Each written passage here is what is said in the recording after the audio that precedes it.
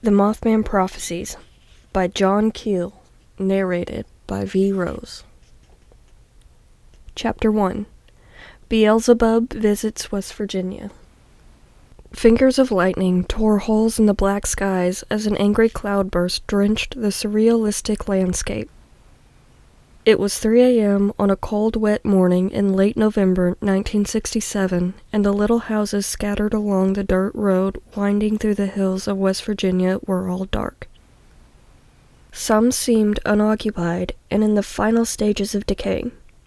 Others were unpainted, neglected, forlorn. The whole setting was like the opening scene of a grade B horror film from the 1930s. Along the road, there came a stranger in a land where strangers were rare and suspect. He walked up to the door of a crumbling farmhouse and hammered. After a long moment, a light blinked on somewhere in the house, and a young woman appeared, drawing a cheap mail-order bathrobe tightly around her. She opened the door a crack, and her sleep-swollen face winced with fear as she stared at the apparition on her doorstep. He was over 6 feet tall and dressed entirely in black. He wore a black suit, black tie, black hat, and black overcoat, with impractical black dress shoes covered with mud. His face, barely visible in the darkness, sported a neatly trimmed mustache and goatee.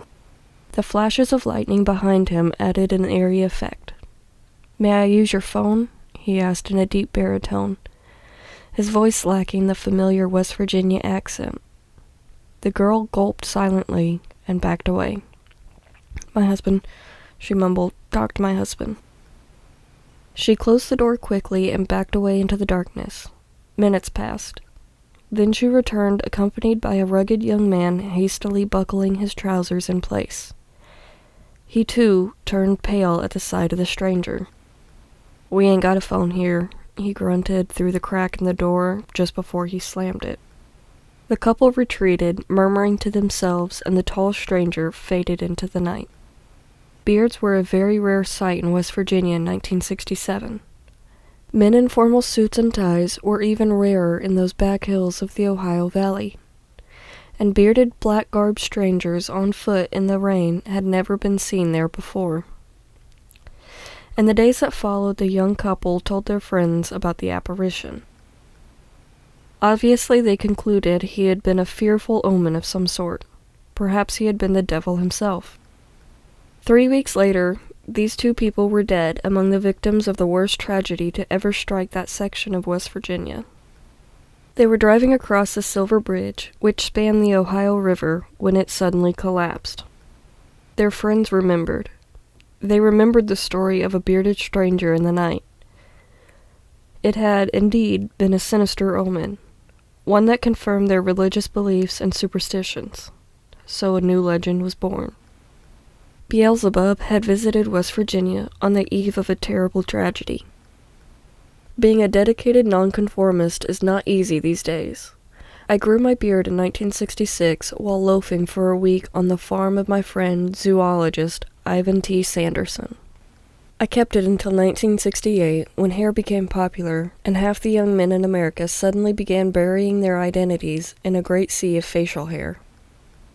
In those more innocent days, only artists, writers, and college professors could get away with beards. People even seemed to expect it of us. Perhaps, if crew cuts ever come back and beards disappear, I will regrow my own. But today, it would be sprinkled with gray. Too much gray, probably. Likewise, long hair was once the symbol of the super-intellectual, the property of a concert violinist, the Einstein-type mathematicians, the ultimate squares, really. I would prefer to believe that I did not look like the devil in my late beard. I certainly had no intentions of launching new legends when my car ran off the road in West Virginia that November, and I plodded from house to house searching for a telephone so I could call a tow truck. I had just come from Atlanta, Georgia, where I had delivered a speech to the local UFO club. West Virginia was almost a second home to me in those days. I had visited the state 5 times, investigating a long series of very strange events, and had many friends there. One of them, Miss Mary Heyer, the star reporter of the Athens, Ohio Messenger, was with me that night. We had been out talking to UFO witnesses, and earlier that evening we ourselves had watched a very strange light in the sky. Since there was a heavy, low cloud layer, it could not have been a star. It maneuvered over the hills, its brilliant glow very familiar to both of us, for we both had seen many such lights in the Ohio Valley that year. Mrs. Heyer waited in the car while I trudged through the mud and the rain. We had been trying to climb a slippery hill to a spot where we had seen many unusual things in the past. I found that the telephones in the houses closest to our location were not working, apparently knocked out by the storm. So I had to keep walking until I finally found a house with a working phone. The owner refused to open his door, so we shouted back and forth. I gave him a phone number to call. He obliged and went back to bed. I never knew what he looked like. My point, of course, is that Beelzebub was not wandering along the back roads of West Virginia that night. It was just a very tired John Keel busy catching a whale of a cold. But from the view of the people who lived on that road, something very unusual had happened. They had never before been roused in the middle of the night by a tall bearded stranger in black. They knew nothing about me or the reasons for my presence, so they were forced to speculate. Even speculation was difficult. They could only place me in the frame of reference they knew best: the religious. Bearded men in city dress simply did not turn up on isolated back roads in the middle of the night. In fact, they didn't even turn up on the main streets of Ohio Valley towns in broad daylight.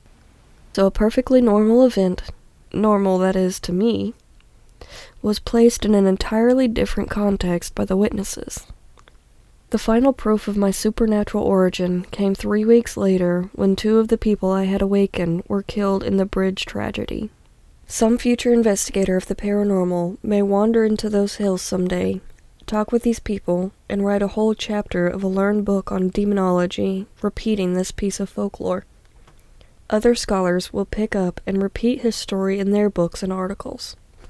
The presence of the devil in West Virginia in November 1967 will become a historical fact, backed by the testimony of several witnesses. Those of us who somewhat sheepishly spend our time chasing dinosaurs, sea serpents, and little green men in spacesuits are painfully aware that things often are not what they seem. That sincere eyewitnesses can, and do, grossly misinterpret what they've seen. That many extraordinary events can have disappointingly mundane explanations. For every report I have published in my articles and books, I have shelved maybe 50 others because they had a possible explanation, or because I detected problematical details in the witness's story, which cast doubt on the validity of a paranormal explanation. On the other hand, I have come across many events which seemed perfectly normal in one context, but which were actually most unusual when compared with similar events. That is, some apparent coincidences cease to be coincidental when you realize they have been repeated again and again in many parts of the world. Collect enough of these coincidences together, and you have a whole tapestry of the paranormal.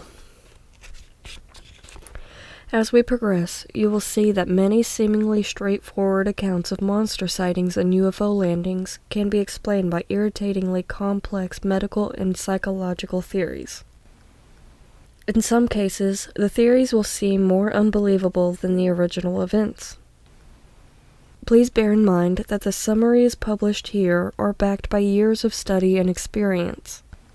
I am no longer particularly interested in the manifestations of the phenomenon. I am pursuing the source of the phenomenon itself. To do this, I have objectively divorced myself from all the popular frames of reference. I am not concerned with beliefs, but with the cosmic mechanism which has generated and perpetuated those beliefs.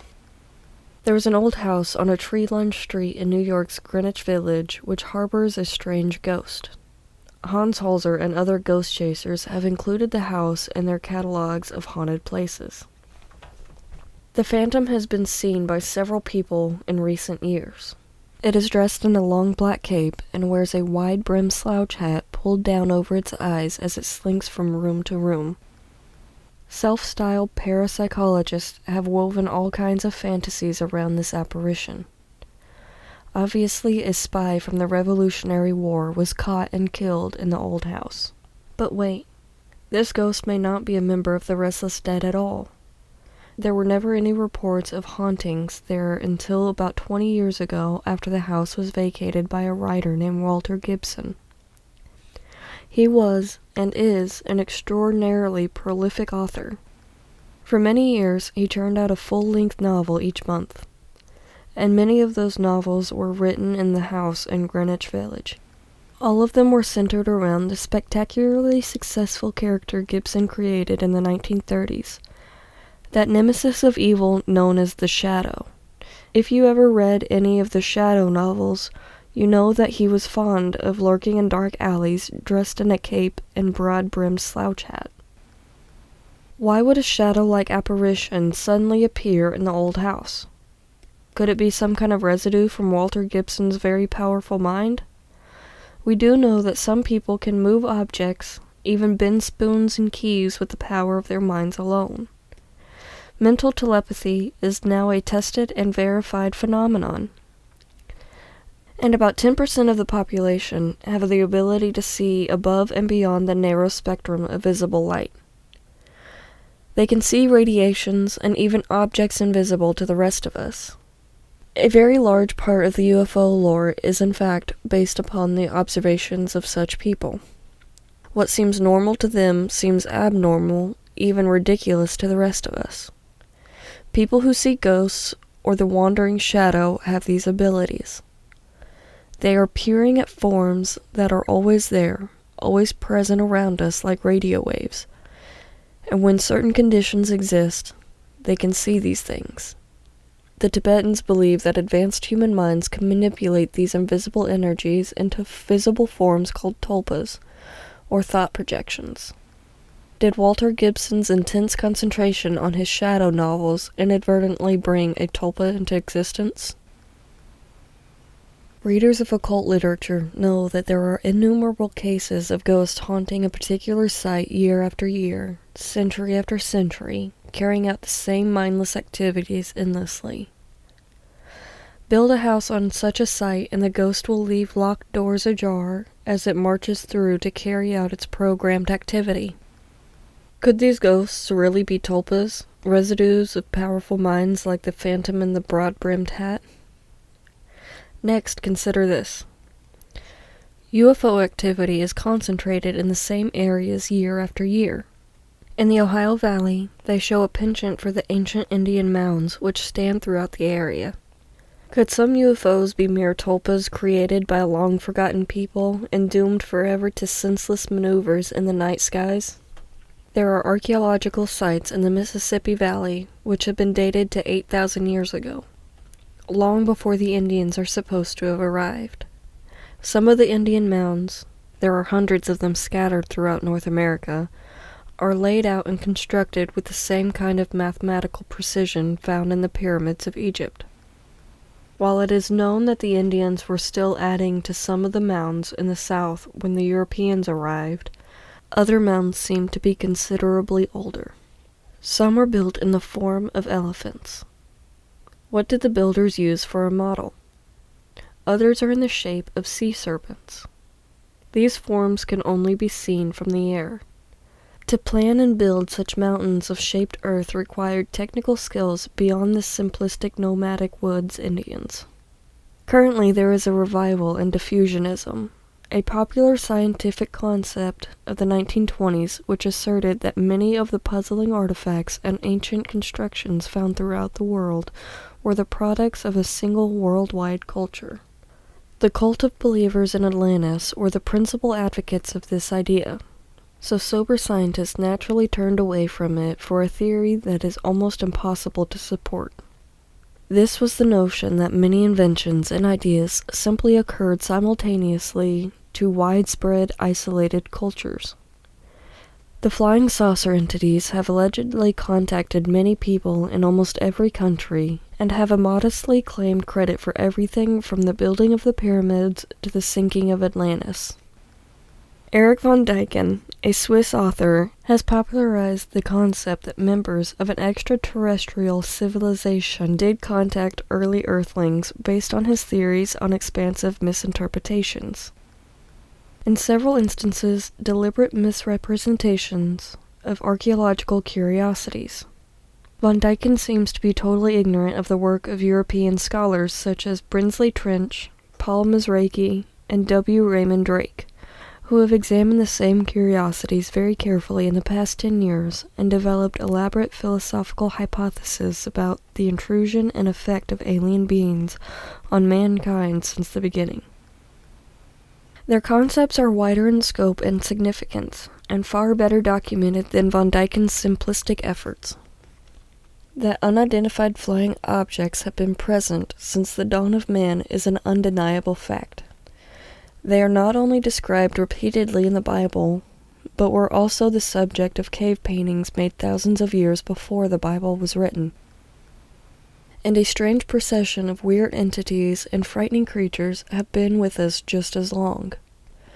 When you review the ancient references, you are obliged to conclude that the presence of these objects and beings is a normal condition for this planet.